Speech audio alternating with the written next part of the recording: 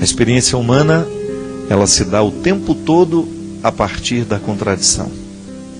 A vida é cheia de contradições. A existência humana é o território onde as contradições estão todas presentes. E eu creio que o desafio de toda pessoa é diminuir essas contradições. Primeiro, reconhecê-las. Sabe que é um grande problema quando a gente já não consegue mais reconhecer as contradições que estão presentes na nossa vida? Todo mundo tem. Todo mundo vive num contexto de contradições. É aquele momento em que você descobre que você está inadequado. Você sabe disso. Em muitos momentos da sua vida, você age e depois que age, olha para a sua ação e descobre, gente, eu não tenho nada a ver com aquilo que eu fiz. Você descobre uma inadequação entre aquilo que você é com aquilo que você fez. São Paulo dizia de maneira muito interessante que muitas vezes nós não somos capazes de realizar o bem que a gente quer. Recorda-se dessa palavra? Está lá numa das suas cartas. É a vida. Agora, já que nós não podemos nos livrar das contradições, já que a vida humana será sempre um território de contradições, porque nós somos limitados, isso faz parte da nossa constituição humana, eu não tenho como retirar as contradições do meu contexto, você não tem como retirar do seu, mas nós podemos aprender a viver com essas contradições, minimizando o poder que elas têm sobre a nossa vida. Basta a gente ficar um pouco mais atento a nós mesmos, àquilo que nós estamos fazendo, não é verdade? Por isso que a vida cristã precisa ser sempre uma vida de reflexão. É por isso que o cristão não pode esmorecer no processo de refletir-se. Ninguém pode deixar de refletir-se. Aliás, o autoconhecimento, ele só acontece toda vez que nós nos dispomos a refletir sobre quem a gente é, o que a gente está fazendo, onde é que a gente está. Ainda ontem tuitei, coloquei lá no meu Twitter, que o primeiro passo para a gente se transformar na pessoa errada é a gente estar no lugar errado. Pode observar, muitas pessoas começaram a dar errado na vida porque não souberam escolher o lugar que ficaram. Não souberam ter, não souberam direito fazer aquela escolha para poder contextualizar-se melhor, para poder viver melhor as suas vidas. Então, refletir a vida é a gente, de alguma maneira, ajudar a diminuir essas contradições. E a gente fica mais feliz à medida que nós estamos mais reconciliados com a própria vida. Significa que, toda vez que eu diminuo essas contradições, toda vez que eu começo a identificar que eu estou em consonância com a vida, estou vivendo o movimento certo, eu começo a ficar mais satisfeito. E é natural que seja assim. Toda vez que a gente consegue dissolver um pouco as contradições do mundo, do contexto que nos cerca, nós ficamos mais felizes. É como se você estivesse um pouquinho mais encaixado no seu lugar. Não para ficar acomodado, mas para sentir-se confortável. Cada vez mais eu me convenço disso. Ser feliz é a gente viver confortável na gente mesmo. É você estar satisfeito, sendo quem você é, fazendo o que você está fazendo, estando ao lado de quem você está, acreditando no que você acredita, trabalhando onde você realmente se identifica. É assim que a gente diminui as contradições, Quando você descobre que você pode ser melhor, que você não precisa viver essas contradições o tempo todo, que você pode buscar uma coerência maior e que o processo de crescimento ele consiste em você iluminar constantemente a sua vida para você identificar onde é que estão as suas incoerências e a partir dali você fazer uma mudança. Um exemplo. Quantas vezes você fica inadequado com uma pessoa? Você sente que está desagradável estar com aquela pessoa. Alguma coisa de errado existe entre você e ela. Existe uma inadequação. Nós, quando somos cristãos e nos pautamos na verdade de Jesus, que acreditamos que o amor é que é a solução para o mundo, o que nós vamos fazer? Diminuir esse processo de incoerência dentro de nós. Vamos tentar melhorar. Vou dar passos, vou fazer esforços para que eu possa ter uma convivência com a pessoa que está do meu lado.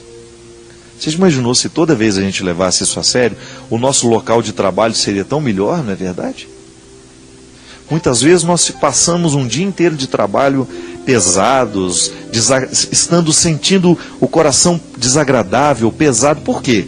Porque nós estamos vivendo uma incoerência ali dentro.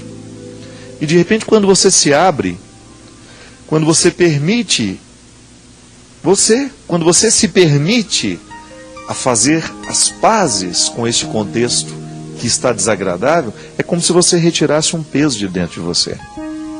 É por isso que a gente acredita que o perdão é uma atividade, né, poderíamos dizer assim, terapêutica. Porque toda vez que a gente perdoa, a gente diminui a incoerência. Você diminui a contradição.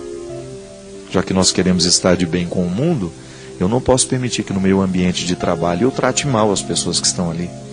Que eu seja um empecilho para a felicidade do outro. Sabe, minha gente, isso é muito sério. De vez em quando, se a gente não toma cuidado, a gente se transforma num empecilho da felicidade do outro.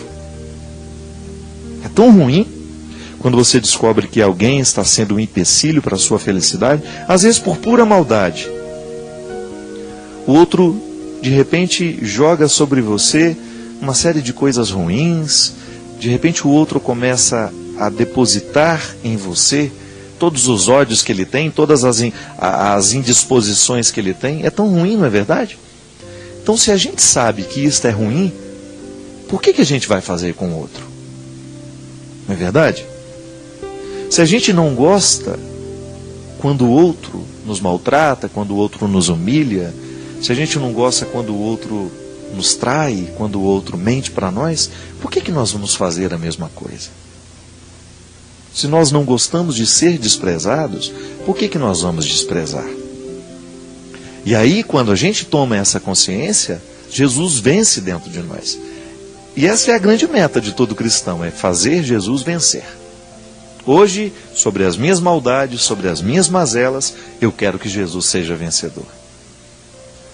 Hoje, sobre as minhas mesquinharias, eu quero que Jesus seja vencedor.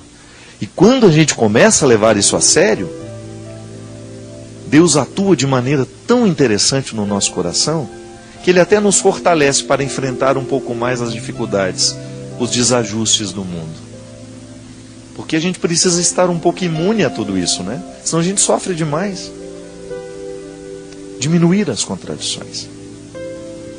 Pode ser que hoje o seu coração esteja necessitado disso. Ai, Padre Fábio, hoje eu estou pesado, esses dias eu estou pesado. A vida tem sido difícil para mim. Pode ser que a razão seja essa. Você está inadequado. Você está com muita contradição dentro do coração. E o coração, para ser feliz, ele precisa estar, no mínimo, lutando para vencer as contradições. Sabe, minha gente, em muitos momentos da minha vida, eu não sei se já partilhei isso com vocês, mas eu já fui uma pessoa muito pessimista. Na minha adolescência, eu tive um momento da minha vida em que eu era um suicida em potencial.